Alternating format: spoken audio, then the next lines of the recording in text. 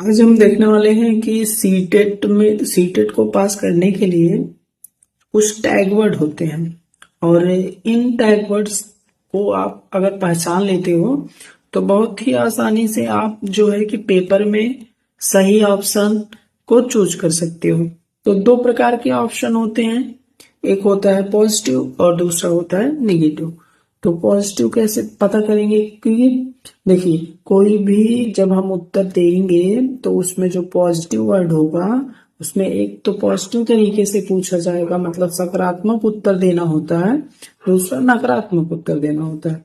तो पॉजिटिव के लिए सबसे पहले हम देखेंगे कि पॉजिटिव में कुछ शब्द ऐसे आते हैं कि जिसको हम पॉजिटिव में उत्तर देते हैं। जैसे देखिए, अगर कहीं भी भाषा प्रयोग के अवसर और विभिन्नता और विविधता ये चीजें दिखाई दिए तो वो ऑप्शन हमको सही करना है। कुछ शब्द ऐसे होंगे जिसको हमको सही करना है जो पॉजिटिव में आएगा। प्रिंट समृद्ध माहौल होगा तो भी सही होगा, भाषा विविधता संसाधन होगा तो भी सही करना है, संज्ञानात्मक विकास जहां दिखाई दे वो ऑप्शन सही होगा, सीखने में वृद्धि, जैसे बच्चा जो है अगर सीख रहा है और उसके सीखने में वृद्धि हो रही तो भी ऑप्शन सही होगा। आकलन पोर्टफोलियो, देखिए जहां पर भी पोर्टफोलियो और आकलन दिखाई दे ये ऑप्शन हमेशा राइट होता है। और देखिए, पढ़ना अर्थ समझकर, मतलब जो पढ़ रहा है उसका अर्थ समझना।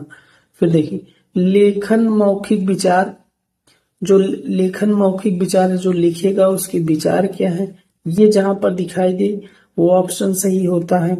और भाषा सीखने की क्षमता जो है ये तो मेन इम्पोर्टेंस है, सबसे मेन इम्पोर्टेंट यही है, भाषा सीखने की क्षमता। जहां पर ये ऑप्शन दिखाई दे समझ लो ये सही है। प्रयास पूर्ण विद्यालय, देखिए प्रयास पूर्ण विद्यालय क्या है कि कौन जो विद्यालय में पढ़ाया जा रहा है उनके प्रयास क्या है। और पूर्व प्रोत्साहित करना, बच्चों को क्या करना है कि प्रोत्साहित करना है, ना कि उनको दंड देना है। तो ये चीजें जहां पर दिखाई दे समझ लो वो ऑप्शन हमेशा सही होता है।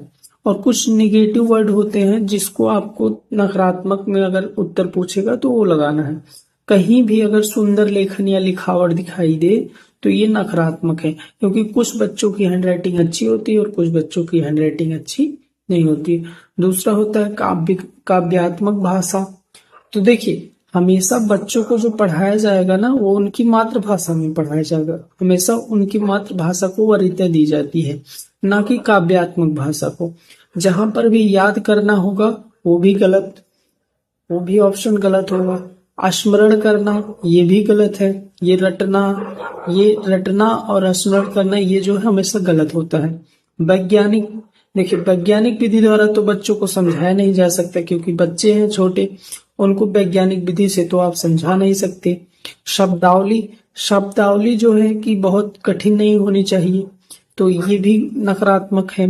पाठ्य पुस्तकी, मतलब कि पाठ्य पुस्तक की भाषा बिल्कुल नहीं पढ़ाना है, उनको अपने अनुसार पढ़ाना है, अपनी भाषा में पढ़ाना है।